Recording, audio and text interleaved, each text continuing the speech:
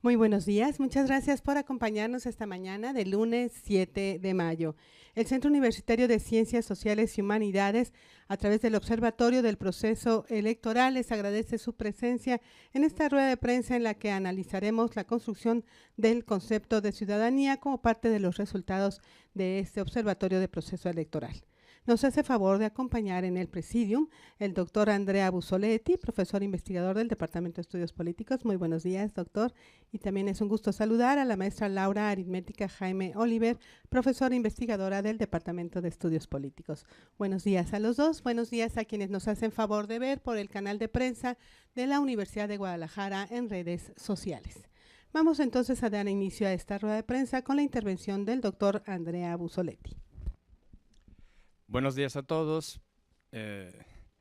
Primero les agradecemos por acompañarnos, estar aquí con nosotros.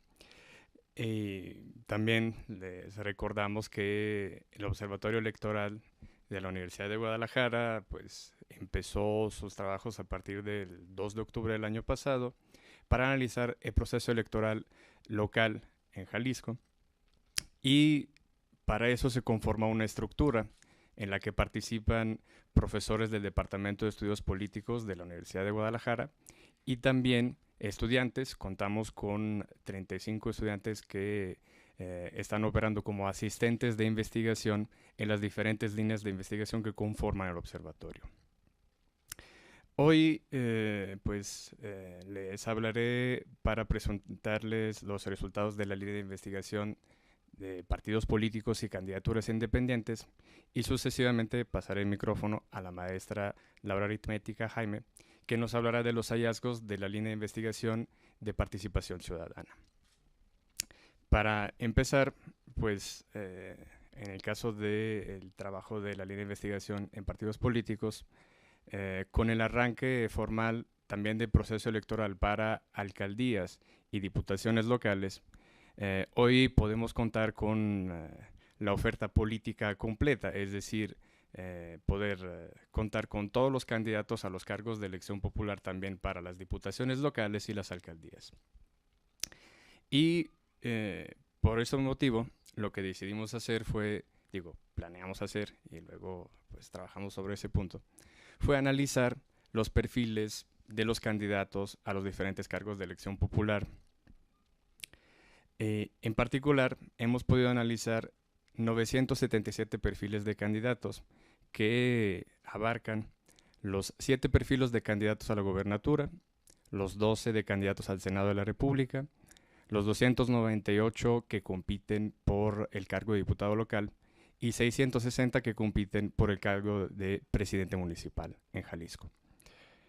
Para poderlo hacer, lo que pudimos contar con el apoyo del Instituto Electoral de Participación Ciudadana, que nos ayudó en conseguir la información curricular sobre todo ese gran universo de candidatos, y también apoyamos esa documentación por una investigación propia en medios digitales y medios de comunicación impresos, para completar allá donde pues no había información completa sobre ciertos perfiles.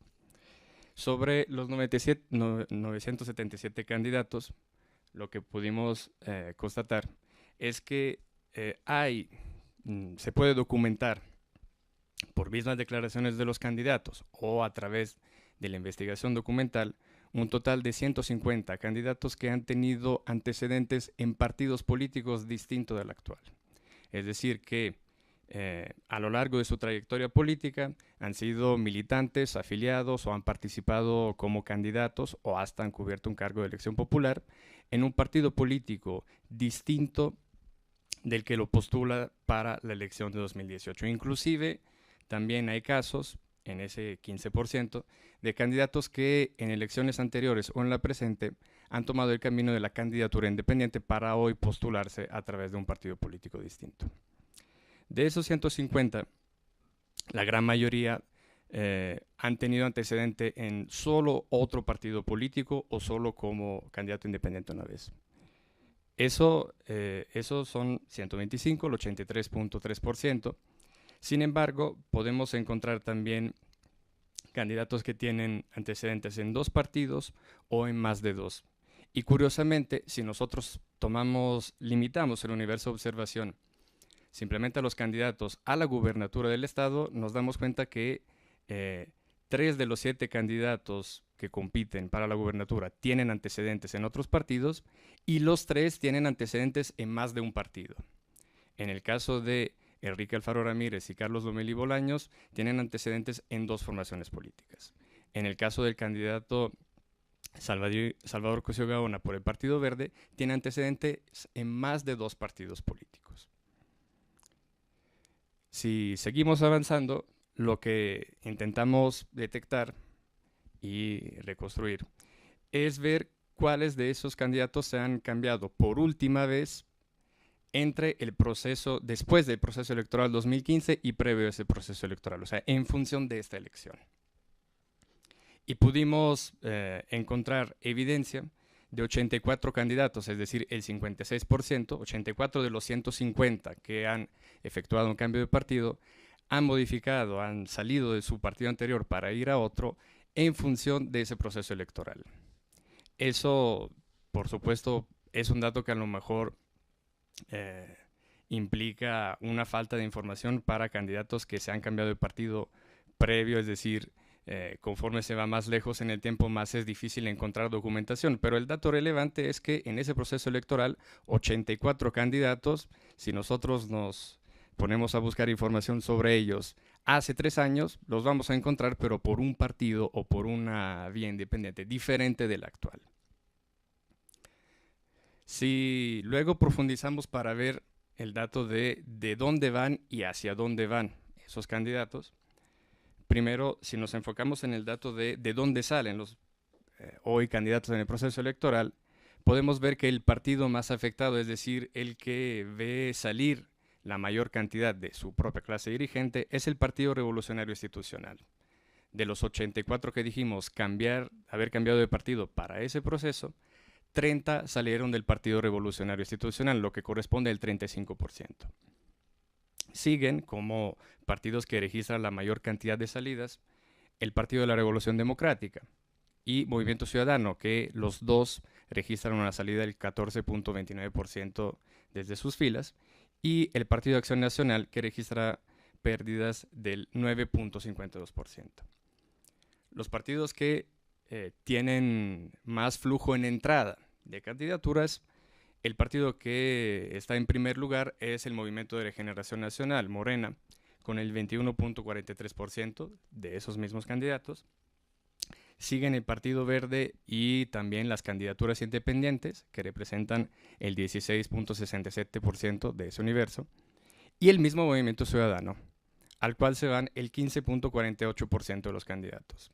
Si se tratara de efectuar un balance, podemos resumir en el hecho que el PRI es quien más pierde, es decir, de donde más salen candidatos, Morena es quien más gana, y Movimiento Ciudadano termina en una situación, podríamos llamarla de empate técnico, es decir, entre entradas y salidas hay un saldo que es próximo al 0. Un último dato para luego pasar la palabra, pero para llamarles la atención sobre un elemento sobre el cual vale la pena reflexionar.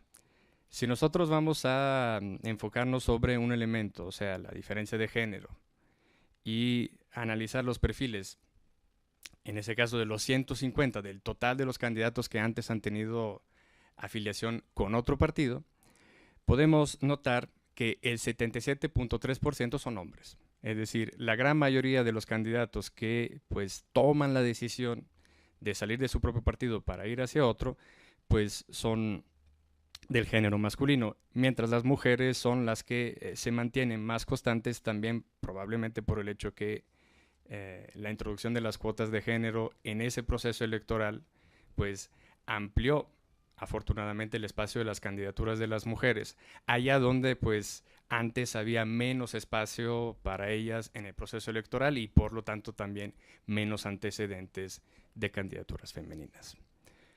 Por mi parte sería todo. Estoy a sus órdenes después para preguntas, dudas y comentarios, y pasaré el micrófono a la maestra Laura Aritmética. Así es. Muchas gracias, doctor Andrea Bussoletti. Escucharemos con atención a la maestra Laura Aritmética Jaime Oliver. Muchas gracias. Bueno, el eje de participación y ciudadanía del Observatorio Electoral UDG para el periodo comprendido del 1 al 30 de abril observó el Plan de Gobierno 2018-2024 de Miguel Castro y la propuesta de participación ciudadana de Enrique Alfaro para identificar quién es el ciudadano y qué acciones realiza según esos documentos.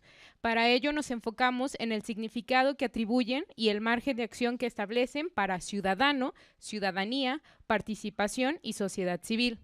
Además, por medio de 2 grupos focales en 2 preparatorias, una pública y una privada, y de un sondeo de 400 personas, identificamos la opinión de los jóvenes sobre ir a votar, ser ciudadano, participar y sus representantes.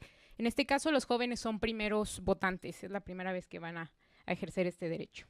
Ok, ¿quiénes son los ciudadanos en las propuestas de participación ciudadana de Miguel Castro y Enrique Alfaro? Para empezar, en el Plan de Gobierno 2018-2024 de Miguel Castro, la participación ciudadana es una de las causas transversales de todo el proyecto, lo que significa que en cada uno de los ejes está incluida la visión de participación. Sin embargo, la palabra que más se utiliza en el Plan de Gobierno para referirse a sujetos es personas. Desde el inicio del plan, en el segundo párrafo dice, abro cita, en mi propuesta, el centro de toda acción son las personas, cierro cita, referencia que continúa en todo el documento. En el contexto de las oraciones, las personas son beneficiarios de alguna medida del gobierno y como tales reciben y son poco activos políticamente en la toma de decisiones y acciones del mismo. Además, las personas son ante las que se rinde cuentas o ante las que se presentan acciones. Otros 2 sujetos que son muy mencionados en las propuestas son las familias y las comunidades. Los ciudadanos aparecen con menos frecuencia y de ellos se dice que son libres e iguales ante la ley. Frente a la misma no hay distinciones. Los ciudadanos deben cumplir las leyes, demandan en temas de corrupción, realizan actividad física, existen como vecinos de una comunidad y en menor medida se muestran como aquellos que deben conocer y considerar los proyectos de gobierno. Una preocupación de los gobernantes es la confianza que otorgan los ciudadanos. Bueno. ¿Qué pasa entonces con la propuesta de participación ciudadana de Enrique Alfaro? Los sujetos referidos en la propuesta de participación ciudadana de Enrique Alfaro son los ciudadanos. En el diagnóstico de la propuesta se considera que los ciudadanos se encuentran enfrentados con los gobernantes, funcionarios y las instituciones. Los ciudadanos están no solo separados de los gobernantes, además tienen una relación conflictiva. En la parte propositiva, es decir, ya cuando se habla sobre sus propuestas, se expresa que el ciudadano debería ser un colaborador. La emisión de opiniones y ser sujetos de consulta son las actividades principales que hacen los ciudadanos en la propuesta, lo que significa que el ciudadano actúa por medio del habla. Los ciudadanos se relacionan en un modelo de gobernanza, una preocupación también del gobernante, su relación a través de la confianza, y también, pero en menor proporción, se menciona que el ciudadano deberá vigilar, evaluar y tomar decisiones. Ok. Y ahora, ¿qué opinan los primeros votantes de Guadalajara sobre ser ciudadano, votar, sus intereses, participar y sus representantes? Los jóvenes primeros votantes consideran que la ciudadanía es un conjunto de personas que a determinada edad adquieren responsabilidades, pertenecen a un espacio geográfico específico, comparten una identidad y características culturales y tienen derechos. Los ciudadanos son personas activas y preparadas. Las actividades que realizan son pensar, ser crítico, estar informado, defender derechos, tomar decisiones, votar, participar, involucrarse, proponer, obedecer la ley, comprometerse con el bien común, actuar de manera organizada y con responsabilidad, tener conocimiento y exigir al gobierno. Los aspectos innovadores de la concepción de ciudadanía que tienen los jóvenes primeros votantes es que el ejercicio de la ciudadanía implica contar y comportarse conforme a un código moral, tener experiencia, ser un miembro activo y aportar a la sociedad. Los jóvenes votantes coincidieron en su mayoría en que es muy importante, necesario o fundamental ir a votar. Del voto creen que es una responsabilidad, un derecho, una obligación y un poder del ciudadano que consiste en participar, decidir y emitir opiniones. Para votar se requiere estar informado. Los problemas que identificaron alrededor de las votaciones fueron la compra del voto, la desinformación y la indiferencia. Los jóvenes difirieron en la misma proporción sobre si están a favor o en contra de anular el voto. Sobre esto, algunos comentaron que anular el voto es una forma de expresar inconformidad y todos creen que anular el voto no tiene ningún efecto. Y la mayoría mencionaron que sí irían a votar. Los jóvenes primeros votantes consideran que los candidatos y los partidos políticos no cumplen sus promesas y siempre presentan las mismas. Los partidos se han alejado de sus ideales, hacen referencia a las alianzas políticas, ¿no? Eso es una crítica que ellos tienen, el tipo de alianza que hicieron distintos partidos con ideologías distintas. Y además son quienes impiden que los candidatos cumplan con sus promesas. Los candidatos parece que solo se atacan y poco proponen. Los intereses de los primeros votantes son principalmente la seguridad, la educación y el trabajo, pero también les interesan los grupos vulnerables como la comunidad LGTB, grupos indígenas, niños y adultos mayores, las oportunidades de la clase media, impuestos, inflación, transparencia, impunidad, marginación, la corrupción y los servicios públicos. El futuro también es algo que les preocupa. Los jóvenes primeros votantes consideran que participar en alguna organización de la sociedad civil es una forma de ayudar y de cambiar su entorno. Sin embargo, la mayoría de ellos no participa en alguna. Algunos mencionan que participaron en el pasado y de ellos dicen que han participado en la política estudiantil y juntas vecinales. El principal obstáculo que encontraron para no participar es que no se cuenta con la información disponible sobre las organizaciones de la sociedad civil. Los jóvenes primeros votantes propusieron que los gobernantes deberían ser cercanos a los ciudadanos, en una relación directa, ayudar en sus necesidades, mostrar interés y, sobre todo, mantener una amplia comunicación. Para esto proponen el uso del Internet. Los gobernantes deberían escuchar y poner atención a los ciudadanos, atender a los grupos vulnerables, hablar con la gente, representar sus intereses, consultarlos y vigilar para saber cuáles son los principales problemas. Los ciudadanos deben quejarse y demandar a los gobernantes. En el sondeo que realizamos, encontramos que el 85% de los jóvenes primeros votantes irán a votar, el 4% no irá y el 11% no está seguro. Solo el 38% de los jóvenes participa apoyando a candidatos independientes en alguna asociación, partido político, ONG, junta de colonos, marchas, iniciativas o firmas en plataformas, entre otros. Y solo el 6% considera que sus intereses son representados mucho por los candidatos y el 52% opina que los representan de manera regular. Y bueno, eso sería todo de parte del eje de participación. Muy bien, muchas gracias, maestra Aritmética. Jaime, vamos a pasar a las preguntas que ustedes tengan, por favor, con micrófonos y nos dicen su nombre y su medio.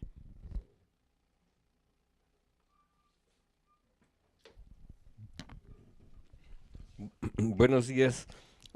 Para el maestro Andrea, yo quisiera saber si esta situación de los políticos que cambian una, dos o tres veces de partido representa algún tipo de confusión o cómo impacta a la hora de la elección de los ciudadanos, es decir, si esto les da alguna seguridad de que llevan un rumbo, los dejan en una situación más compleja y si en todo caso para la maestra Aritmética, si el asunto de ciudadanía, ciudadano, persona, tiene una carga ideológica o es una cuestión de semántica.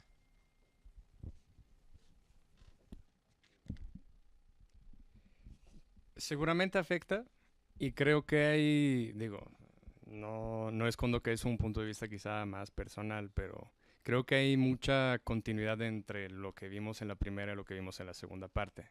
El hecho de que haya una percepción regular o negativa, sobre todo, por ejemplo, en los jóvenes, hacia los candidatos, se vincula de alguna manera a los cambios de partido, también a lo que antes comentaba la maestra Laura de la lógica de las alianzas, es decir, son hechos que no favorecen la confianza de los ciudadanos hacia la política y hacia las instituciones. Efectivamente, el hecho de que los candidatos, sobre todo, pues cambiar de partido una vez, probablemente no es una cosa, en una trayectoria de vida a lo largo de muchos años, pues que a final de cuentas en sí mismo no es un pecado, en sí mismo no es una cosa que necesariamente es mala. Pero si vemos, como les comentaba antes, que muchos cambian de partido al mismo momento y que algunos cambian de partido no por no una tantum, sino de manera pues más frecuente, más constante, pues eso hace que el ciudadano pues no se sienta ubicado porque ve el mismo candidato que hace 3 años está en un partido, 3 años después en otro y a lo mejor 3 años después en otro todavía. Y por supuesto eso deja el ciudadano con una percepción negativa hacia la política. Sobre la segunda parte, pues te paso. Bueno, creo yo que lo que encontramos no tiene un contenido ideológico, ni en el de Alfaro ni el de Miguel Castro. Más bien, como ya son propuestas claras de qué van a hacer en el gobierno en tema de participación ciudadana, tiene implicaciones, es decir, si hablo de personas y no ciudadanos, implica que en el gobierno no van a estar de manera activa los ciudadanos, ¿no? Sino que más bien van a recibir algún tipo de programa o van a ser beneficiarios de alguna medida, pero no están incluidos, ¿no? Esa es la diferencia. Es decir, aquí ya no es solamente un discurso político, sino es el plan de cómo van a gobernar. Y es qué tan incluidos están los ciudadanos dentro de este plan, ¿no? Y vemos que en las dos medidas, pues sí están los ciudadanos, pero digamos que no de manera activa en el gobierno. ¿Qué tal? Iván Serrano, por acá. ¿Ustedes qué recomendarían a los ciudadanos para conocer los historiales de estos candidatos y verificar este contraste que han tenido durante las últimas administraciones, en cuáles partidos han estado y pues cómo esto puede beneficiar a un voto más informado? Bueno, el Instituto Electoral de Participación Ciudadana pidió a los candidatos que entregaran una ficha curricular. Esa información se está procesando también para hacerla disponible para la ciudadanía. Eso es una base de datos que resultará particularmente útil para quien quiera atender a ese tipo de pregunta y de cuestión.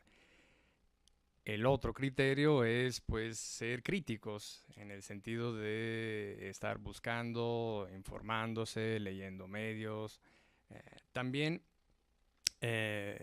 todos los datos que ahí están recopilados en manera de resumen general, a partir de esa información que nos proporcionó el EPC, a partir de nuestra búsqueda, lo primero que hicimos fue articular una base de datos que se va a subir a la plataforma del observatorio, que va a estar disponible allá donde se documenta algún cambio de partido que es muy lejano en el tiempo o tiene respaldo de alguna evidencia en medios de comunicación o en documentos oficiales de elecciones anteriores, de las planillas de ayuntamientos. O sea, ahí va a haber las referencias para que ese dato, esa información sea respaldada con alguna evidencia documental.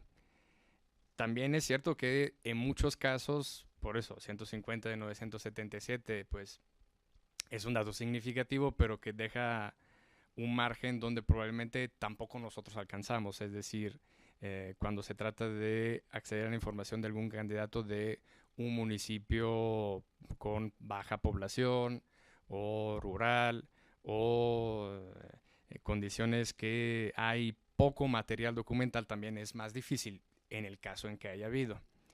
Sin embargo, pues puedo, digamos así, asegurarte en el hecho de que pues hicimos un trabajo lo más metódico posible para pues sacar a la luz todo lo que aparentemente no se podía acceder, y esa información va a estar al alcance de la ciudadanía para que la pueda consultar.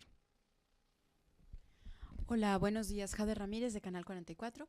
Son 3 preguntas. Una, ¿por qué nada más tenemos el desglose de Enrique Alfaro y Miguel Castro en el tema de ciudadanía, ciudadanos?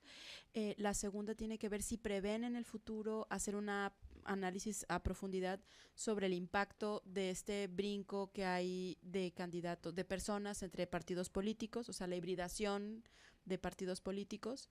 Y la tercera, si también contemplan en los próximos informes, que en realidad no sé cuántos quedan, porque si serían solamente 2, ¿no? El tema de analizar también la percepción del electorado adulto, porque efectivamente en los últimos meses se analiza mucho a los jóvenes, porque son una coyuntura interesante para cómo le están yendo a los punteros, pero en realidad los que tienen muchas más elecciones en su haber, en su existir, si también los consideran un objeto de estudio, un sujeto de estudio importante y trascendente. Gracias. Bueno, sobre la primera es que tanto Enrique Alfaro como Miguel Castro tienen documentos ya terminados sobre participación ciudadana. De los otros todavía no tenemos un documento como tal. Hay declaraciones, hay opiniones, o hay un Twitter, o hay un mensaje en Facebook, pero no hay un documento. Y teníamos que comparar dos cosas que fueran similares, digámoslo así. No podemos comparar dos cosas distintas. Lo otro es que sí vamos a seguir investigando las plataformas electorales de todos los partidos sobre participación y ciudadanía. De hecho, en eso estamos trabajando el día de hoy, digamos así. Entonces, sí está preparado incluir a todos los demás. Sobre el impacto de las personas a ciudadanos, bueno, esto nada más es un documento. No sabemos si se va a llevar a cabo o no, ¿no? Indiscutiblemente, si la observación va a tener que seguir y vamos a ver cómo las personas llegaron a empoderarse al grado de que se convirtieron en ciudadanos o no, pues sí vamos a seguir observando esto. Por lo pronto, no solamente identificar si se usaba la palabra persona o ciudadano, sino qué hacen en esa propuesta, ¿no? Entonces, eso es nuestra... Ahorita estamos analizando propuestas, porque todavía no sabemos cómo se va a llevar a cabo el gobierno, pero a la par también estamos dando un seguimiento sobre cómo los mismos candidatos están llevando su campaña política. Por ejemplo, es decir, hago un meeting o invito a las personas a que dialoguen, es decir, también estamos dando ese seguimiento, pero yo creo que ese seguimiento lo vamos a terminar hasta el final del periodo electoral. Pero sí está planeado y lo hemos estado siguiendo incluso desde las candidaturas independientes, ¿no? No nos hemos querido anticipar a eso. Lo otro de la percepción de adulto, la verdad es que no lo habíamos planeado, pero puede ser parte de uno de nuestros enfoques.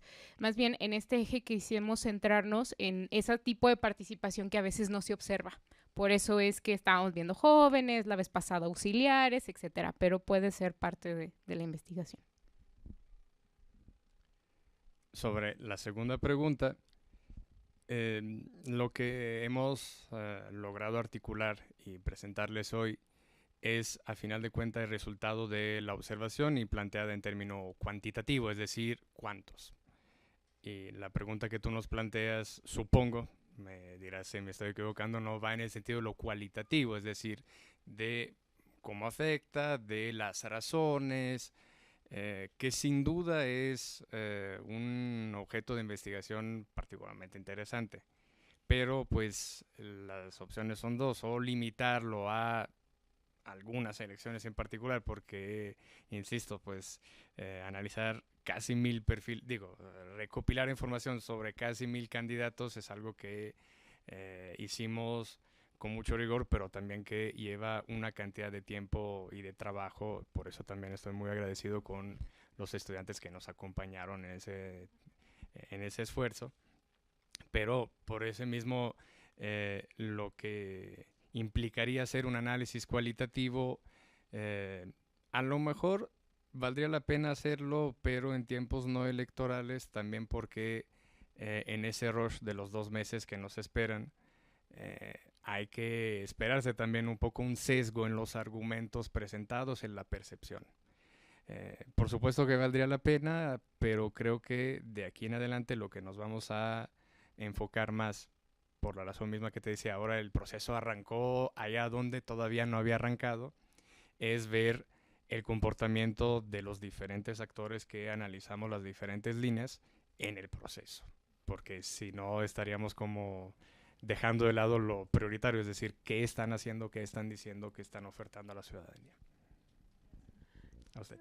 Si no hubiera ninguna otra pregunta, por supuesto que les agradecemos la difusión que hagan de los resultados del observatorio del proceso electoral correspondiente al mes pasado. Muchas gracias a nuestros integrantes del Presidium, muchas gracias a ustedes por su asistencia, a todos que tengan un excelente día.